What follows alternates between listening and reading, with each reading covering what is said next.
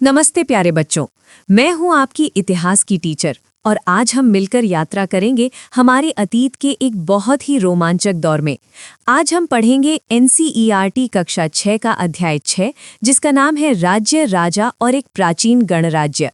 आज जब हम वोट देकर अपने नेता चुनते हैं तो क्या आपने कभी सोचा है कि हजारों साल पहले शासक या राजा कैसे बनते होंगे? हमारी आज की कहानी भी कुछ ऐसी ही है। जैसा कि आप स्लाइड पर देख सकते हैं, चुनाव के दिन से शुरू होती हमारी अतीत की यात्रा। ये वाकया हमें सोचने पर मजबूर करता है कि जब वोटिंग नहीं थी तब क्या होता था। चलिए आज इसी जिज्ञासा को शांत करते हैं और जानते हैं कि लगभग 3000 साल पहले लोग शासक कैसे बनते थे। शासक बनने की प्रक्रिया, अश्वमेध यज्ञ। तो बच्चों, राजा बनने की प्रक्रिया हमेशा एक जैसी नहीं रही। समय के साथ इसमें बड़े बदलाव आए। लगभग 3000 साल पहले राजा अपनी शक्ति और पहचान स्थापित करने के लिए बड़े बड़े यज्ञ करते थे। इन्हीं में से एक सबसे महत्वपूर्ण और भव्य अनुष्ठान था अश्वमेध यज्ञ, जिसके माध्यम से एक व्यक्ति राजा के रूप में प्रतिष्ठित होता था। आइए इस यज्ञ की प्रक्रिया को एक कहानी की तरह समझते हैं। घोड़े को छोड़ना। सबसे पहले राजा एक बहुत ही सुंदर और सजे धजे घोड़े को स्वतंत्र रूप से घूमने के लिए छोड़ देता था। इस घोड़े की रक्षा के लिए राजा के सैनिक भी उसके पीछे पीछे चलते थे। चुनौती और युद्ध। अब ये घोड़ा जिन जिन राज्यों से गुजरता था, वहां के राजाओं के पास दो विकल्प होते थे। अगर कोई राजा उस घोड़े को पकड़ लेता या रोक लेता तो इसका सीधा मतलब होता था कि वो यज्ञ करने वाले राजा की शक्ति को चुनौती दे रहा है। ऐसे में दोनों राजाओं के बीच युद्ध होता था। शक्ति की स्वीकृति। और अगर कोई राजा उस घोड़े को अपने राज्य से बिना रोके जाने देता तो इसका मतलब ये था कि वो यज्ञ करने वाले राजा को खुद से ज्यादा शक्तिशाली मानता है और उसकी अधीनता स्वीकार करता है। ये यज्ञ किसी भी राजा के लिए बहुत महत्वपूर्ण था। जो राजा इस यज्ञ को सफलतापूर्वक पूरा कर लेता था वो समाज में सबसे शक्तिशाली माना जाता था। उसे राजाधिराज जैसी उपाधियां मिलती थीं और वो एक विशेष राज सिंहासन जैसे बाघ की खाल से बने आसन पर बैठता था। तो अब जब राजा इतना शक्तिशाली हो गया तो सवाल उठता है कि समाज को कैसे चलाया जाता था।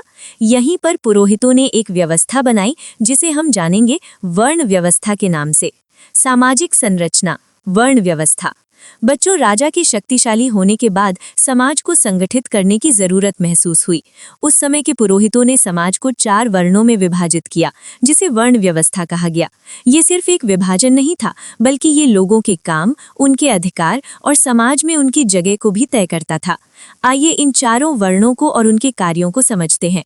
ब्राह्मण, इनका स्थान समाज में सबसे ऊपर माना जाता था। इनका मुख्य कार्य वेदों का अध्ययन करना, पढ़ाना और यज्ञ करना था। क्षत्रिय, दूसरे स्थान पर थे क्षत्रिय, जो शासक वर्ग थे।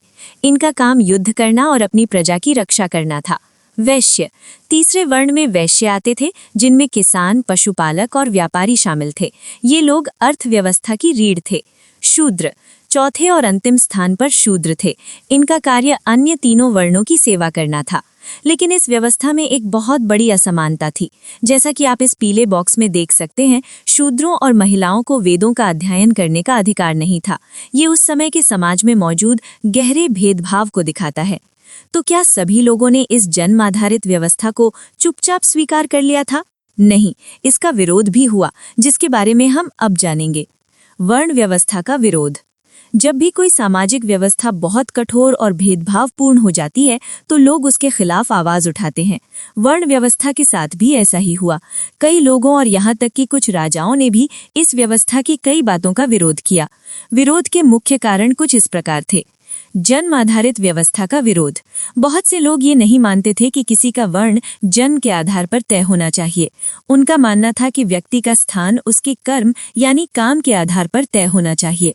राजाओं द्वारा श्रेष्ठता का दावा। कुछ क्षत्रिय राजा खुद को पुरोहितों यानी ब्राह्मणों से भी श्रेष्ठ मानते थे। ये वर्ण व्यवस्था के क्रम को एक सीधी चुनौती थी। व्यवसाय आधारित भेदभाव का विरोध। लोगों ने इस बात का भी विरोध किया कि किसी के काम के आधार पर उससे भेदभाव क्यों किया जाए। छुआछूत की आलोचना। इसी समय समाज में अछूत या छुआछूत जैसी कुप्रथा ने जन्म लिया, जिसकी कई लोगों ने कड़ी आलोचना की। ये एक बहुत बड़ा सामाजिक अन्याय था। एक और महत्वपूर्ण बात, जैसा कि आप इस बॉक्स में देख सकते हैं, इसी दौर में ऋग्वेद के बाद सामवेद, यजुर्वेद तथा अथर्ववेद जैसे ग्रंथों की रचना हुई, जो मुख्य रूप से गंगा यमुना क्षेत्र में रचे गए। इन्हें उत्तर वैदिक ग्रंथ कहा जाता है। इन सामाजिक बदलावों के साथ साथ राजनीतिक और भौगोलिक क्षेत्रों में भी बड़े बदलाव आ रहे थे। छोटे छोटे कबीले अब बड़े राज्यों का रूप ले रहे थे, जिन्हें जनपद कहा गया। जनपद और चित्रित धूसर पात्र। तो अब हम एक नए शब्द से परिचित होंगे, जनपद। जनपद का शाब्दिक अर्थ है जन के बसने की जगह, यानी वो इलाका जहां आम लोग या जन रहते थे। महायज्ञों को करने वाले राजा अब इन जनपदों के राजा माने जाने लगे। ये प्राचीन भारत में राज्यों के विकास का पहला महत्वपूर्ण चरण था। पुरातत्वविदों को कई जनपदों की बस्तियां मिली हैं, जिनसे हमें वहां के जीवन के बारे में पता चलता है। प्रमुख स्थल।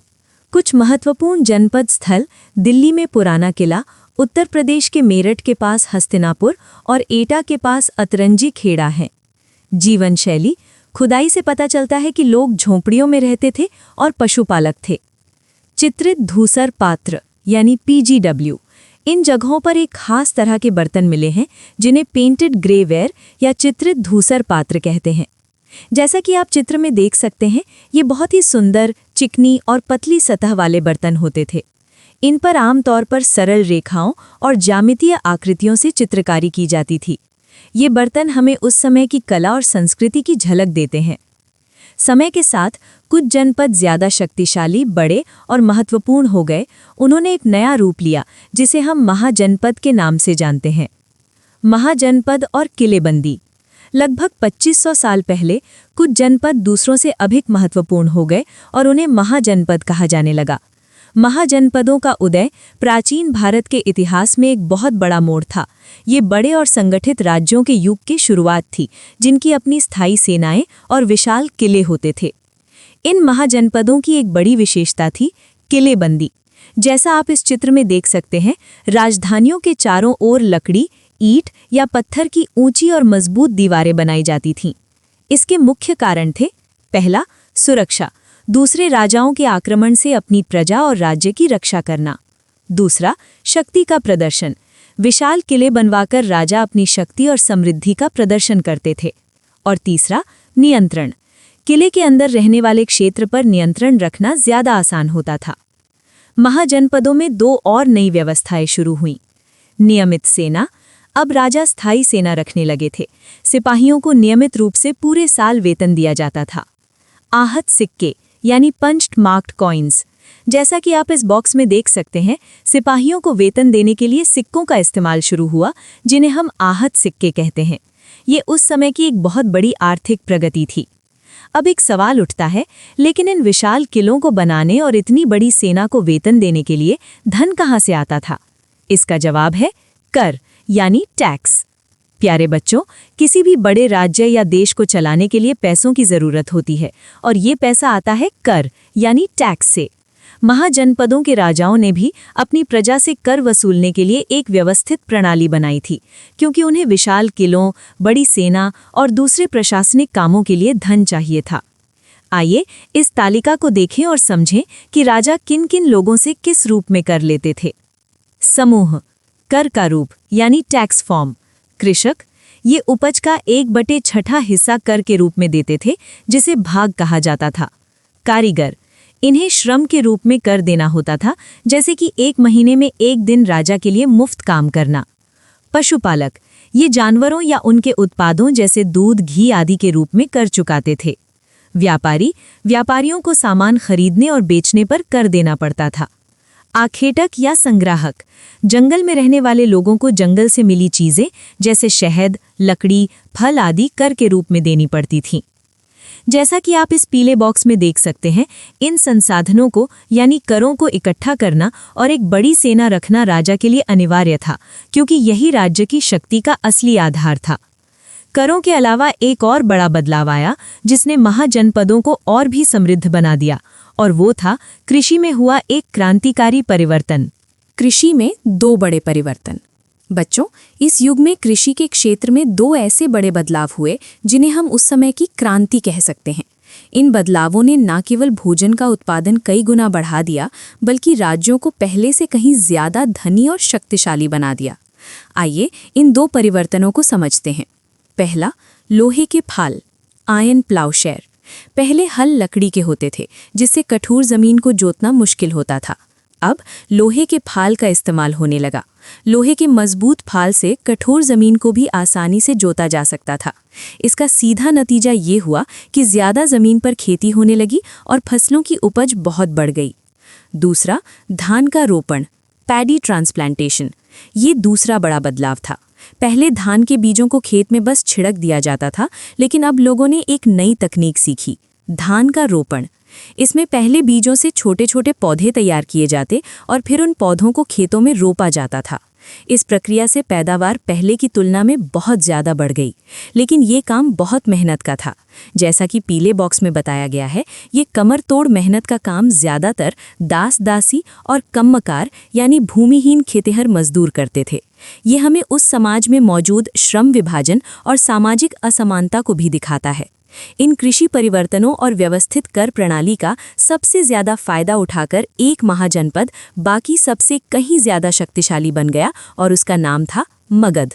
अब हम बात करेंगे उस महाजनपद की जो उस समय का सुपर पावर बन गया था, मगध। लगभग 200 सालों के अंदर मगध सबसे महत्वपूर्ण महाजनपद बन गया। पर सवाल ये है कि आखिर मगध इतना शक्तिशाली कैसे बना? इसके पीछे कुछ बहुत ही मजबूत कारण थे। चलिए मगध की शक्ति के इन स्रोतों को एक एक करके समझते हैं। नदियाँ। मगध से होकर गंगा और सोन जैसी महत्वपूर्ण नदियां बहती थीं। इन नदियों से यातायात आसान होता था, जल की आपूर्ति होती थी और जमीन बहुत उपजाऊ थी, जिससे खेती अच्छी होती थी। जंगल। मगध के एक बड़े हिस्से में जंगल थे। इन जंगलों से सेना के लिए हाथियों को पकड़कर उन्हें प्रशिक्षित किया जाता था और घर, रथ और गाड़ियां बनाने के लिए लकड़ी मिलती थी। खदानें। इस क्षेत्र में लौह अयस्क की खदानें थीं। इनसे मिले लोहे से मजबूत औजार और हथियार बनाए जाते थे, जो मगध की सेना को अजेय बनाते थे। मगध को बिंबिसार, अजातशत्रु और महापद्म नंद जैसे बहुत ही महत्वाकांक्षी और शक्तिशाली शासक मिले, जिन्होंने अपनी नीतियों से मगध का विस्तार किया। मगध की पहली राजधानी राजगृह थी और बाद में राजधानी को पाटलिपुत्र बना दिया गया। मगध की शक्ति और उसकी विशाल सेना की प्रसिद्धि दूर दूर तक फैली हुई थी, यहाँ तक कि दुनिया जीतने निकले सिकंदर के सैनिकों तक भी। सिकंदर का आक्रमण। बच्चों, अब हम समय में थोड़ा और आगे चलते हैं, लगभग 2300 साल पहले। उस समय मैसेडोनिया का राजा सिकंदर यानी अलेक्जेंडर पूरी दुनिया को जीतने का सपना लेकर निकला था। वो मिस्र और पश्चिमी एशिया की कई राज्यों को जीतता हुआ भारतीय उपमहाद्वीप के व्यास नदी के किनारे तक पहुंच गया। सिकंदर और उसकी सेना पूरी दुनिया में जीत का परचम लहरा रही थी, लेकिन व्यास नदी के तट पर पहुंचकर एक हैरान करने वाली घटना हुई। सिकंदर के सिपाहियों ने आगे बढ़ने से इनकार कर दिया। क्या आप जानते हैं क्यों? जैसा कि आप इस पीले बॉक्स में देख सकते हैं, इसका कारण था मगध की सेना का भय। सिकंदर के सिपाहियों ने सुन रखा था कि भारत के शासकों के पास पैदल, रथ और हाथियों की बहुत बड़ी सेना है। मगध की सैन्य शक्ति की कहानियों ने दुनिया के सबसे बहादुर सैनिकों को भी भयभीत कर दिया था। ये घटना अकेले ही मगध की ताकत का सबसे बड़ा सबूत है। जहां मगध जैसा शक्तिशाली राजतंत्र था, वहीं भारत में एक बिल्कुल अलग तरह की शासन व्यवस्था भी मौजूद थी, जिसे गण या संघ कहते थे। इसका सबसे अच्छा उदाहरण था वज्जी। वज्जी एक प्राचीन गणराज्य। मगध एक शक्तिशाली राजतंत्र था, यानी वहां एक राजा का शासन था। लेकिन उसी समय भारत में एक और अनोखी शासन प्रणाली मौजूद थी, जिसे गण या संघ कहते थे। ये एक तरह का गणराज्य, रिपब्लिक था। इन दोनों में मुख्य अंतर ये था कि राजतंत्र में शक्ति एक व्यक्ति के हाथ में होती है, जबकि गणराज्य में शक्ति कई लोगों के समूह के हाथ में होती है। यानी जहां मगध में सत्ता एक राजा के हाथ में थी, वहीं वज्जी में सत्ता पूरे समूह के हाथ में थी। ऐसा ही एक प्रसिद्ध गणराज्य था वज्जी, जिसकी राजधानी वैशाली, बिहार थी। आइए वज्जी संघ की शासन व्यवस्था को समझते हैं। शासन प्रणाली। यहाँ कोई एक शासक नहीं होता था, बल्कि कई शासक होते थे। कभी कभी तो हजारों लोग एक साथ शासन करते थे और इनमें से हर व्यक्ति राजा कहलाता था। निर्णय प्रक्रिया। ये सभी राजा एक साथ सभाओं में बैठते थे और किसी भी विषय पर बहस और बातचीत के जरिए मिलकर फैसले लेते थे। वज्जी संघ के नियम। दीघ निकाय नामक प्रसिद्ध बौद्ध ग्रंथ में वज्जी संघ के कुछ नियम बताए गए हैं, जैसे वे पूर्ण और नियमित सभाएं करते थे, सभी सदस्य मिलजुल कर काम करते थे, वे पारंपरिक नियमों का पालन करते थे और वे बड़ों का सम्मान करते थे और उनकी बातों को मानते थे। लेकिन इस व्यवस्था में भी कुछ सीमाएं थीं। जैसा कि आप देख सकते हैं, इन सभाओं में स्त्रियां, दास और कम्मकार हिस्सा नहीं ले सकते थे। इसका मतलब ये है कि ये व्यवस्था भी पूरी तरह से सबके लिए समान नहीं थी।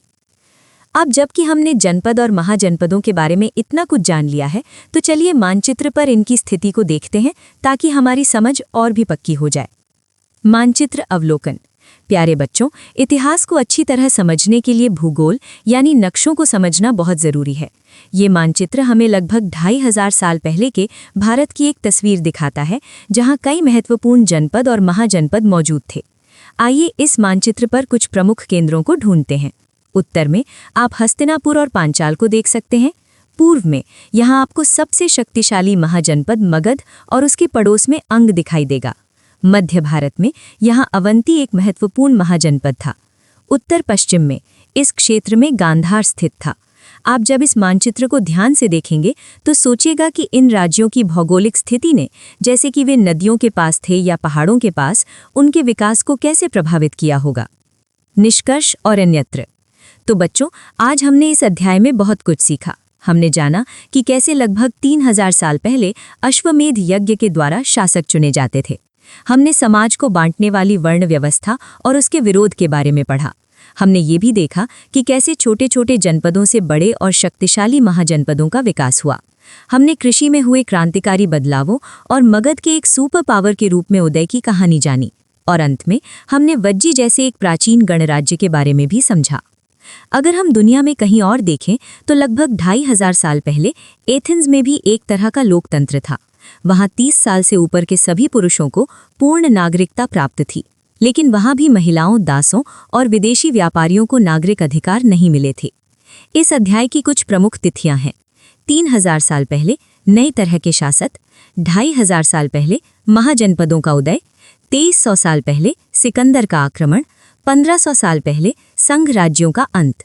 और इस अध्याय के कुछ महत्वपूर्ण याद रखने योग्य शब्द हैं: राजा, अश्वमेध, वर्ण, जनपद, महाजनपद, किलेबंदी, कर, रोपण, गण, संघ और प्रजातंत्र, जिन्हें याद रखना बहुत जरूरी है। हमेशा याद रखिए, पढ़ते रहो, बढ़ते रहो। तो ये था हमारा आज का अध्याय। उम्मीद है आपको सब कुछ अच्छे से समझ आया होगा। अगर आपको ये वीडियो पसंद आया और इससे कुछ नया सीखने को मिला तो कृपया इसे लाइक करें। इस ज्ञान को अपने दोस्तों के साथ शेयर करें ताकि वे भी इसका लाभ उठा सकें। और हाँ, ऐसे ही और ज्ञानवर्धक वीडियो देखने के लिए हमारे चैनल को सब्सक्राइब करना ना भूलें। मिलते हैं अगले अध्याय में। धन्यवाद।